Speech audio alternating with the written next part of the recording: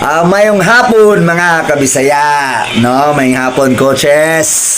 Mayong hapon no sa mga players diha nga nagdula sa ilang lugtag sa tagsa ka lugar, no? Mayong hapon sa mga audience, mayong hapon sa tanan, no? Oh.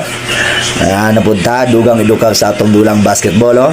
Nabay tay English version sa FIBA rules, no? Tagalog kini ato mga kabisaya is Bisaya version para masabtan bud sa to mga kabisaya, no? Mga Bisaya ba. Ang atong scenario mga kabisaya is under 24/7, no? Which is dribbling. Kaya na mo uban nga mag-dribble, tuyoon lang ipabanda sa lawas baka o sa sapatos para mabalik sa ila bola, tapos mag-dribble sila balik, which is sayop na siya mga kabisaya. Dili na siya pwede, violation na mga kabisaya. Ano man, pwede rata makadribble mga kabisaya, no? Kung ang bola matouch sa atong opponent. Touch ba? Touch. Mapasa ba sa imong kauban, no?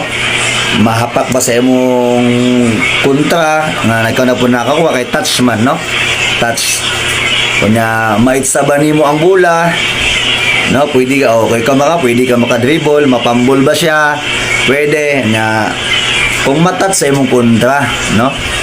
Dili na pwede na ipabanda lang nato sa tigil sa kontra nato o ipabanda sa lawas, which is a violation na siya. The ball must played.